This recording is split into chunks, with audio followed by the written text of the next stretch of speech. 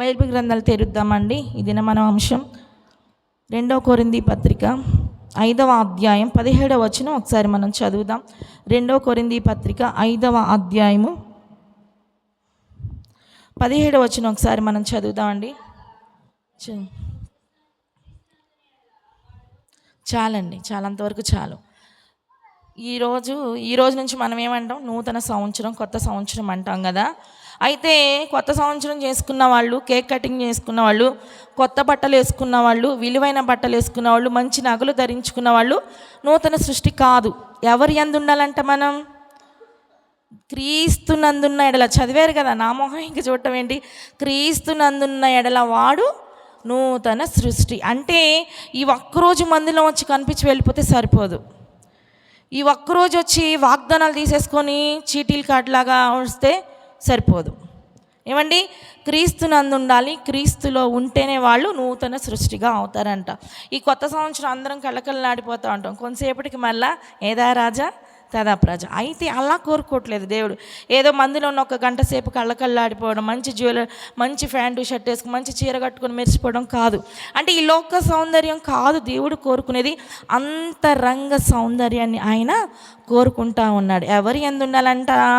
క్రీస్తునందు ఉండాలంట. అయితే బైబిల్ గ్రంథం నుంచి ఒక వ్యక్తి నేను చూపిస్తాను. ఆ వ్యక్తిని చూపించి నేను ముగిస్తాను. లూకా సువార్త మనం చూద్దామండి. 19వ అధ్యాయము 8వ వచనం ఒకసారి మనం చదువుదాం. లూకా 19:8 చదవమ్మా.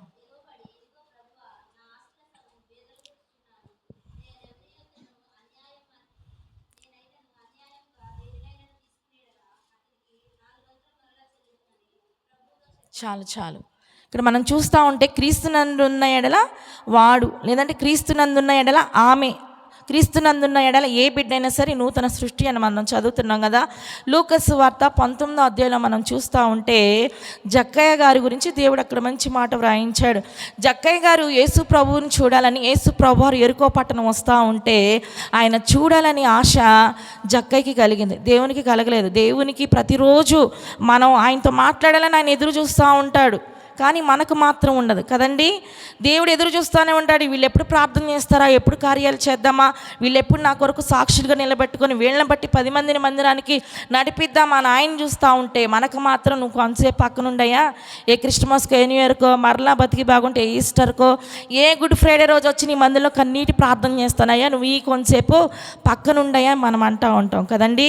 కానీ జక్కయ్య అంట ఆ ఎరుకో పట్టణ గుండా వస్తూ ఉంటే యేసయ్యని చూడాలని ఆయనకు ఆశ కలిగిందంట. ఆశ కలిగినప్పుడు ఆయన పొట్టివాడైనప్పుడు ఆయనకు కనిపించదు కదా. జనాలందరూ యేసయ్య చుట్టూ గుమిగూడుతూ ఉంటే ఆయన పాపం ఏం చేశాడంటే మేడి చెట్టు ఎక్కాడంట. మేడి చెట్టు ఎక్కినప్పుడు ఇక్కడ ఈ చుట్టుపక్కల ఉన్న వాళ్ళందరూ ఏమో రికమెండేషన్ చేయాలి యేసయ్యకి. అయ్యా ఇదిగో నీ కోసం పాపం 10 గంటల నుంచి ఎదురు చూస్తున్నాడు, లేదంటే కాలినడకన నడిచి వచ్చాడు, లేదంటే ఎప్పుడో వచ్చాడయ్యా టిఫిన్ చేయకుండా టీ తాగకుండా నీ కోసం ఆ చెట్టు ఎక్కి కూర్చున్నాడని ఎవరు యేసయ్యకు రికమెండేషన్ చేయలేదు. యేసయ్య ఆ జక్కయ్యలో ఉన్న ఆశను కనుగొని మేడి చెట్టు వైపు చూస్తూ ఉన్నాడు. జక్కయ్య నువ్వు త్వరగా కిందికి దిగిరా, నేడు నీ ఇంటికి రక్షణ వచ్చినదని దేవుడు చెప్తా ఉన్నప్పుడు, దేవుడు ఆ ఇంట్లోకి వెళ్ళినప్పుడు యేసయ్యని తన హృదయంలో, తన గృహంలోకి ఆహ్వానించినప్పుడు దేవుడు చెప్పిన వాక్యాన్ని బట్టి కానీ, దేవుడు చేసిన కార్యాలను బట్టి కానీ, ఆయనలో ఉన్న ప్రేమని బట్టి కానీ జక్కయ్య హృదయం మారిందండి. జక్కయ్య హృదయం చలించిపోయింది. నిజంగా ఈయన చెప్తున్న మాటలు ఉంటే చాలు.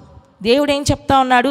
సమరయ స్త్రీ దగ్గరకు వెళ్ళినప్పుడు ఆయన శిష్యులు, అయ్యా నీ కోసం ఆమె ఆహారం తీసుకొచ్చామని చెప్తా ఉంటే దేవుడు అంటాడు, ఒక పాపిని మార్చితే చాలు, నేను సువార్త ప్రకటించడమే, ఒక పాపి రక్షించబడమే నాకు అది ఆహారంతో సమానం, ఈ లోక సంబంధమైంది కాదు, నేను ఈ పని చేయడానికి వచ్చానని దేవుడు యొక్క శిష్యులతో మాట్లాడుతూ ఉంటాం, మనం చూస్తూ ఉంటాం కదండి. అందుకే దేవుడు మరలా సాతానుతో కూడా చెప్తా ఉంటాడు. 40 దినాలు ఉపవాస ప్రార్థనప్పుడు వాడు వచ్చి చెప్తాడు, నువ్వు నా కాళ్ళకు మొక్కు, అది చెయ్యి ఇది చెయ్యి, ఈ రొట్టెలను ఈ రాళ్లను రొట్టెలుగా చేసుకుని తినంటే దేవుడు చెప్తాడు మాట ఏంటంటే, ఈ రొట్టెల వల్ల కాదు, ఈ మాంసాల వల్ల కాదు, ఈ చేపల వల్ల కాదు, ఈ బిర్యానీల వల్ల కాదు, కానీ దేవుని నోట నుండి వచ్చు ప్రతి మాట వలన మనిషి జీవిస్తాడని సాక్షాత్తు యేసు ప్రభువు అపవాదిగాన్ని గర్దించడం మనం చూస్తూ ఉన్నాం. ఏమండి? ఇప్పుడు ఆ దేవుని మాటని విన్న ఈ జక్కయ్య ఎప్పుడైతే క్రీస్తును చేర్చుకున్నాడో, ఎప్పుడైతే క్రీస్తు యొద్దకు వచ్చాడో నూతన సృష్టిగా మార్చబడ్డాడు. అది వరకు జక్కయ్య జీవితం ఏంటయ్యా అంటే అన్యాయంగా మనం ఆయన చదివాం కదా ఇప్పుడు, నేను ఎవని యొద్ద అన్యాయంగా తీసుకుంటే రూపాయికి బదులు 4 రూపాయలు ఇస్తాను, 1 వంతుకు బదులు 4 వంతులు చెల్లిస్తాను, అది కాకుండా నా ఆస్తిని అమ్మి బీదలకు ఇస్తాను అని జక్కయ్య చెప్తా ఉన్నాడు. అలాంటి మారు మనసును దేవుడు కోరుకుంటా ఉన్నాడు. ఈ రోజుల్లో మనుషులను మనం చూస్తూ ఉంటే మారు మనసు రావట్లేదండి. బాప్తిస్మాలు తీసుకోవచ్చు, బైబిల్ పట్టుకోవచ్చు, ప్రార్థన చేయొచ్చు, నీ కన్నీటితో నీ పరుపులు కొట్టుకుపోవచ్చు, నువ్వే ప్రతి ఒక్క విషయంలో ముందుండొచ్చు, కానీ క్రీస్తునందు ఉన్నట్టు ఉంటున్నావు కానీ పడిపోతా ఉన్నామంట. జక్కయ్య అది వరకు దేవునితో ఏం పరిచయం ఉన్నట్టు బైబిల్ గ్రంథం చెప్పట్లేదు. జక్కయ్య ఒక సుంకపు గుత్తదారుడు. జక్కయ్య అన్యాయంగా ఆ ఇన్కమ్ ట్యాక్స్ ఆఫీసర్, అన్యాయంగా పన్నులు వసూలు చేసేవాడు. ఆ రోమా సామ్రాజ్యం 1 రూపాయి వసూలు చేయమంటే ఈయన 4 రూపాయలు, లేదంటే ఆయనకి ఇష్టం వచ్చినట్లుగా వసూలు చేసుకునే క్యారెక్టర్ ఈ జక్కయ్యది. అలాంటి వాడు మారాడండి. ఈ రోజుల్లో మారుతున్నావా నువ్వు? ఈ రోజుల్లో మార్పు చెందుతున్నావు. ఇంత న్యూ ఇయర్ చేసుకుంటా ఉన్నాం, సంవత్సరం వెంబడి సంవత్సరాలు, దినము వెంబడి దినాలు గడిచిపోతూ ఉన్నాయి, కానీ మార్పు రావట్లేదంట. నువ్వు నూతన సృష్టిగా మార్చబడాలంటే, నీ కుటుంబంలో నూతనమైన ఆశీర్వాదాలు రావాలంటే, నీ జీవితంలో ఒక నూతనమైన మార్పు రావాలంటే క్రీస్తునందు, క్రీస్తులోకి రావాలి, నువ్వు క్రీస్తు దగ్గరకు రావాలి, నువ్వు క్రీస్తులో నువ్వు ఫలించాలి. నువ్వు లోకంలో ఫలిస్తే సరిపోదండి. 1 వారం మందిరానికి వస్తే సరిపోదు, 1 రోజు మందిరానికి వస్తే సరిపోదు, 1 గంట ప్రార్థన చేస్తే సరిపోదు, కానీ క్రీస్తులోకి రావాలి, క్రీస్తులోకి రావాలి, క్రీస్తులో నువ్వు నడిపించబడాలి, క్రీస్తులో నువ్వు అంటు కట్టబడాలి. అలా జక్కయ్య మార్చబడ్డాడండి. జక్కయ్య మార్చబడ్డాడు. జక్కయ్యకు పశ్చాత్తాపం వచ్చింది. ఆ యేసయ్య ఎప్పుడైతే ఆ మాటను ప్రకటిస్తూ ఉన్నాడో, ఆ సువార్త ప్రకటిస్తూ ఉన్నాడో, జక్కయ్య హృదయం నలగ కొట్టబడింది. ఈ లోకంలో ధనం పరలోకానికి తీసుకువెళ్ళదు. ఈ లోకంలో ఆస్తిపాస్తులు, ఈ లోకంలో అన్యాయం చేసిన వారు పరలోకము చేరరని జక్కయ్య గ్రహించుకున్నాడు. నువ్వు గ్రహించుకుంటున్నావా? మనం తెల్లారులేస్తే అన్యాయమైన మాటలు, అక్రమమైన మాటలు, కన్నీరు పరిచే మాటలు, నరహత్య చేసే మాటలు, సూటిపోటి మాటలు, హేళన చేసే మాటలు, అవేవి మనల్ని పరలోకం తీసుకెళ్ళవండి. అవేమి మనల్ని పరలోకం తీసుకెళ్ళి, ఎదటి వాళ్ళని చులకన చేసే మాటలు, అసూయపడే మాటలు, అవేమి మనల్ని పరలోకము చేర్చు. జక్కయ్య తెలుసుకున్నాడు, అన్యాయస్తులు, కొత్త నిబంధన గ్రంథం, అన్యాయస్తులు పరలోక రాజ్యానికి వారసులు కానేరరు. మనం క్రీస్తులోకి రావాలంటే మనం ఏ అన్యాయాలు చేస్తున్నామో వాటన్నిటిని మనం బిడ్డల విషయాలు అన్యాయాలు, ఆస్తుల విషయాలు అన్యాయాలు, ఏమండి, లేదంటే న్యాయం ఒకవైపు ఉంటే ఇంకొక వైపు అన్యాయం అయిపోయి న్యాయం చెప్తారు కొంతమంది. అలాంటి అన్యాయాలు ప్రతి ఒక్కటి దేవుడు లెక్క అడుగుతాడు. చాలా జాగ్రత్త. జక్కయ్య తెలుసుకున్నాడు. మనం నువ్వు తెలుసుకుంటా ఉన్నావా? అన్యాయంలో మాకు గడిచిపోతూ ఉన్నారు, అన్యాయంలో బ్రతుకుతూ ఉన్నారు మనుషులు. ఎక్కడ చూసినా అన్యాయం, అన్యాయం, అన్యాయం, అక్రమం, పాపం విస్తరిస్తూ ఉందండి. జక్కయ్య ఆ పాపంలో నుంచి బయటకు వచ్చాడు. జక్కయ్య చెప్పగలుగుతున్నాడు, నా ఆస్తిని అమ్మేసి, నేనాడైతే నేను ఆస్తిని ప్రేమించాను, ఇప్పటి వరకు నా ఆస్తిని నేను ప్రేమించాను, అన్యాయంగా పేదల దగ్గర నేను వసూలు చేశాను, వ్యాపారస్తుల దగ్గర నేను వసూలు చేశానయ్యా, అదేది నాకొద్దు. ఎవరెవరి దగ్గర, ఏ దుకాణాల దగ్గర నేను వసూలు చేశాను, ఏ కాయ కష్టం చేసుకునే వాళ్ళ దగ్గర నేను వసూలు చేశాను, మరలా నేను రూపాయి తీసుకుంటే 4 రూపాయలు ఇస్తానయ్యా అని మారాడండి. నువ్వు మారగలుగుతున్నావా? మనం ఈ నూతన సంవత్సరం దేవుడంట నూతన సృష్టి కావాలని దేవుడు కోరుకుంటా ఉన్నాడు. కొత్త వస్త్రాలు ఉండొచ్చు, ఉండకపోవచ్చు, పిండి వంటలు చేసుకోకపోవచ్చు, ఆ రోజు మనం మాంసాలను చేపలు వండుకోలేకపోవచ్చు. నువ్వు ఏ స్థితిలో ఉన్నప్పటికీ ఆయన చూసేది ఏంటంటే, ఏ సౌత్ ఇండియా షాపింగ్ మాల్కి వెళ్ళావా, ఏ చందనగరానికి వెళ్ళి నువ్వు బట్టలు తీసుకొచ్చి కొనుక్కున్నావా, ఏ ₹1,00,000 నువ్వు ఖర్చు పెట్టావని దేవుడు చూడడండి. నీ హృదయము ఈ సంవత్సరం అన్నా మారిందా లేదా? ఈ సంవత్సరం ఏ తీర్మానం కలిగి నువ్వు వాగ్దానం తీసుకుని దేవుడు చూస్తూ ఉంటాడు.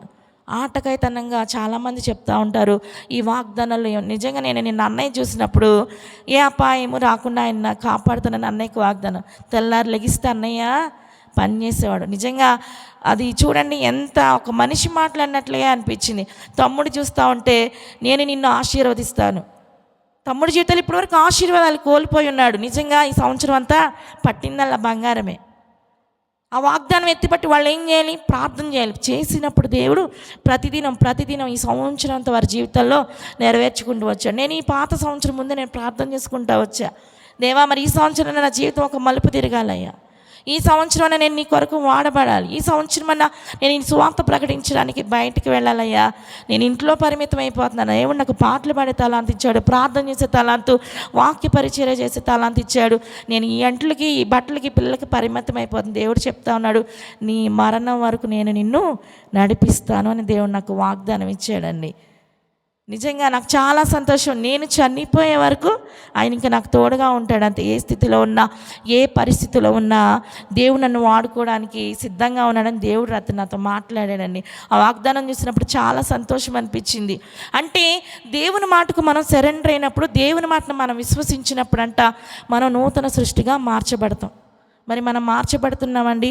చాలామంది కుటుంబాలు మనం చూస్తూ ఉంటే సంవత్సరాలు గడిచిపోతూ ఉన్నాయి కానీ వాళ్ళ కుటుంబ పరిస్థితులు మారట్లేదు. భర్తలు మారితే భార్యలు మారట్లేదు, భార్యలు మారుతుంటే భర్తలు మారట్లేదు. సంవత్సరాలు గడిచిపోతూ ఉన్నాయి. మందిరానికి వస్తున్నాం కానీ బాప్తిస్మాలు తీసుకోలేకపోతున్నాం. బాప్తిస్మాలు తీసుకుంటున్నాం కానీ కరెక్ట్గా మనం జీవించలేకపోతూ ఉన్నాం. మనం జీవించే టయానికి అపవాది ఏదో ఒక రూపంలో పడవేయడానికి చూస్తున్నప్పుడు మనం ఏం చేయాలంటే గట్టిగా వాడితో మనం పోరాడాలి. యాకోబు పత్రికలు అపవాదిని ఎదిరించిన వాడు మీ యొద్ద నుండి పారిపోతుంది. నువ్వు అపవాదిని ఎదిరించకుండా వాడితో నువ్వు ఫ్రెండ్షిప్ చేస్తే వాడు నువ్వు ఒకటైపోతాడు. వాడికి ఎన్ని బిరుదులు ఉన్నాయి, ఆ బిరుదులన్నీ వాడు చక్కగా మనకి అంటించేస్తాడు. అపవాదిని ఎదిరించాలి. ఏమండి, అపవాదిని ఎదిరించలేక క్రీస్తులోకి రాకుండా, క్రీస్తుతో సహవాసం చేయకుండా, నూతన సృష్టిగా మార్చబడకుండా అపవాది సంబంధాలు అయిపోతూ ఉన్నారండి. మరి ఒక వ్యక్తిని చూసి నా వాక్య భాగం నేను ముగిస్తాను. లూకా సువార్త మనం చూస్తూ ఉంటే 23వ అధ్యాయము 42వ వచనం ఒకసారి మనం చదువు. 42, 43 ఒకసారి చదువుదామండి.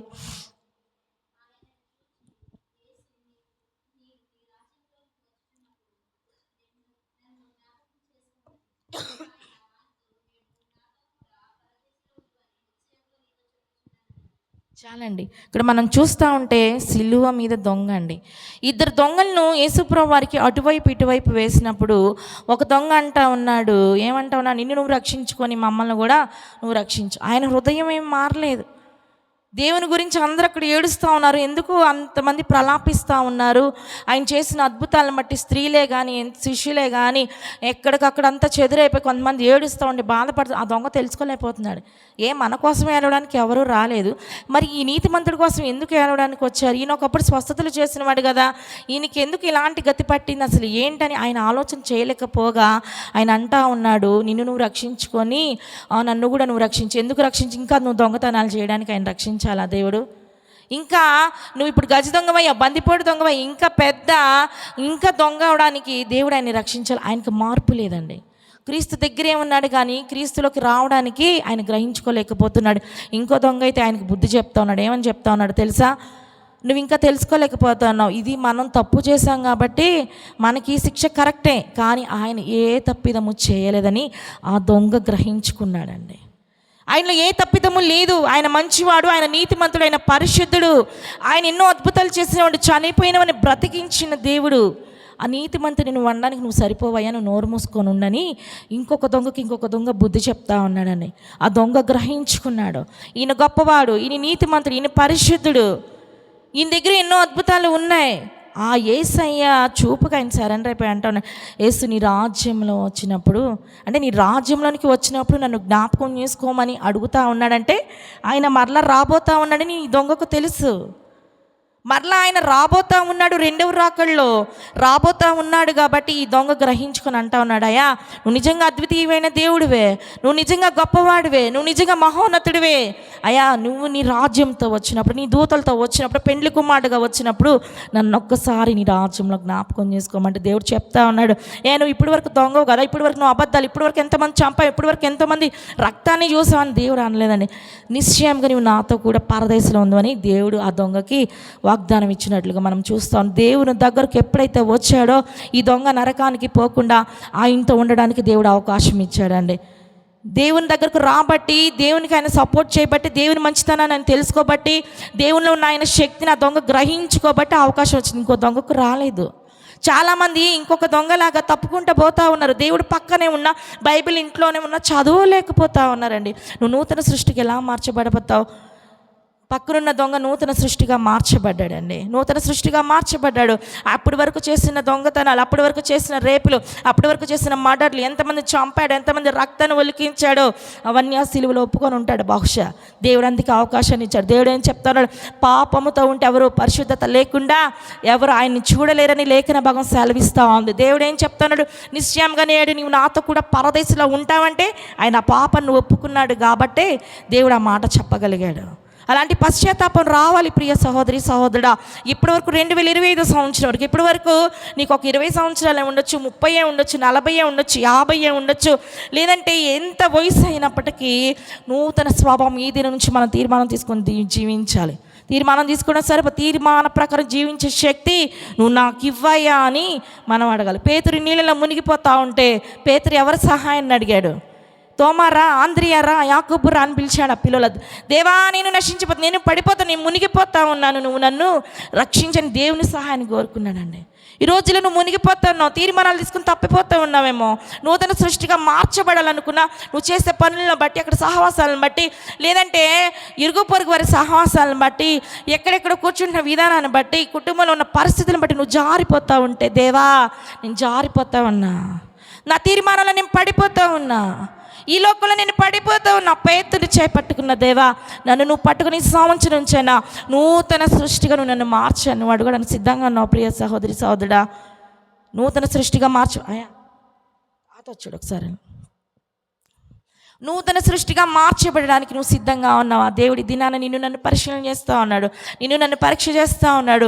ఎవరెవరు తీర్మానం కలిగి జక్కయ్యలాగా ఎవరెవరు ఆశ కలిగి దేవుని సన్నిధిలో కూర్చొని దేవుని వాక్యం వింటూ ఉన్నారో ప్రతి ఒక్కటి దేవుడు చూస్తూ ఉన్నాడండి. మనుషులకు తెలీదు, పక్కన కూర్చున్న వారికి తెలీదు, సాకులకు తెలియకపోవచ్చు, కానీ దేవుడు చూస్తూ వీళ్ళు ఆకతాయితనంగా వచ్చారా, ఏదో అందరితో పాటు కొత్త సంవత్సరం మాకు అనుకుంటున్నా చూస్తూ ఉంటే చాలా భయము లేని జనాలు ఎక్కువైపోయారండి. భయం లేని మనుషులు ఎక్కువైపోయారు. సొదొమ గొమొర్రాలాగా మనుషులు విచ్చలవిడి జీవితానికి అలవాటు అయిపోతూ ఉన్నారు. అలా అలవాటు అయిపోయామంటే లోతు తప్పించబడ్డాడంటే అబ్రహాము ప్రార్థన. నిన్ను తప్పించడానికి, నీ కుటుంబాన్ని తప్పించడానికి నువ్వు ప్రార్థన చేసుకోవాలి. అబ్రహాములు ఎవరో రారు. ఏదో లోతు అబ్రహాము చుట్టము కాబట్టి అబ్రహాము విజ్ఞాపన చేశాడు. నీకోసం ఏ అబ్రహాములు ఇస్సాకులు రారు విజ్ఞాపన చేయడానికి. నీ కుటుంబం కోసం నువ్వు ప్రార్థన చేసుకోవాలి. ఒకానొక రోజున మన తమ్ముడు వాక్యం చెప్పాడు, పంచభూతములు మిక్కటమైన వేండ్రంతో లయమైపోతూ ఉన్నాయంట. ఆకాశములు గతించిపోను, సూర్యచంద్రం మొత్తంలో ఏమైపోతూ ఉన్నాయి. సంవత్సరాలు దగ్గరకు వస్తూ ఉన్నాయి అంటే ఆయన రాకడ అతి సమీపంగా. ఈ సంవత్సరం ఎన్ని భయంకరమైన కార్యాలు మనం చూడాలో. చిన్నపిల్లల్ని బ్రతకనివ్వట్ల సమాజం. ఆడపిల్లలు స్కూల్కి వెళ్ళాలంటే అక్కడ సేఫ్టీ లేదు. ఏమండి ట్రైన్లో సేఫ్టీ లేదు ఆడపిల్లకి. ఎక్కడ చూసినా భార్య భర్తలు పెళ్ళిళ్ళు చేసుకున్నారు, 3 నెలలు ముచ్చట్లుగా వాళ్ళని వీళ్ళు చెప్తున్నారు, వీళ్ళని వాళ్ళు చెప్తున్నారు. అక్రమ సంబంధంలో పడిపోయి కుటుంబాలు పాడైపోతుంది. ఏ రోజు ఏ నిమిషము ఏ గంటకి మన జీవితంలో ఏం జరుగుతుందో మనకు తెలియదని నూతన సృష్టిగా నువ్వు మార్చబడి ఎప్పుడైతే నువ్వు ఆయన పాదాలు పట్టుకుంటావో పాతవి గతించిపోవాలి, పాత జీవితం గతించిపోవాలి, రోత జీవితం గతించిపోవాలండి. దేవుడు అది కోరుకుంటాను రోత. ఏమండి ఇప్పుడు మనం చూడండి, ఇప్పుడు మనం ఆడపిల్లలు మనం చూస్తూ ఉంటే ఎంగిలి మెతుకులు అవన్నీ అంట్లు గడిగి వస్తాము, అక్కడ కూర్చొని అన్నం తింటామా? మనం అర్జెంటుగా ఒక బకెట్ నీళ్ళు పోసి ఒక డబ్బా నీళ్ళు పోసి చీపుతో శుభ్రంగా అదంతా ఒక మెతుకు కూడా లేకుండా కడిగేస్తూ ఉంటాం. ఏమండి అది మా అంట్లే కదా, మా గిన్నెలే మేము తిన్నాయని మనం అక్కడ కూర్చొని అన్నం తింటామా? అక్కడ కూర్చొని మనం కొత్త బట్టలు కట్టుకుని అక్కడ కూర్చుంటాం, ఆ రోతలో కూర్చోం. మన హృదయము కూడా దేవుని దృష్టికి అలాగే కనిపిస్తూ ఉందంట. దేవుని దృష్టికి మురికి గుడ్డ వలె, మన నీతే మురికి గుడ్డ వలె ఉందంటే మన పాపము ఎంత భయంకరంగా ఉందో ఒక్కసారి ఆలోచించుకోండి. మా దైవజనులు చెప్పారు, ఇంగ్లీష్ బైబిల్ అయితే ఇంకా ఘోరంగా ఉందంట. స్త్రీలు ప్రత్యేకమైన సమయాల్లో వాడి పాడవేసే అలాంటి బట్టలతో సమానంగా ఉందంట మన నీతి.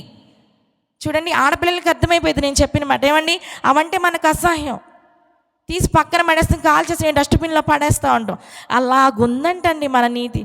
ఇంకొక చోట నీతిమంతుడు లేడు, ఒక్కడు లేడు, అందరూ పాపము చేసి దేవుడు అనుగ్రహించి మహిమని పొందలేకపోతుంది. మరి ఒక్క చోట లేఖన భాగం సెలవిస్తుంది, పాపము చేసి ఈ సంవత్సరం దేవుడిచ్చే మహిమను కోల్పోతున్నావా ప్రియ సహోదరి సహోదరుడా?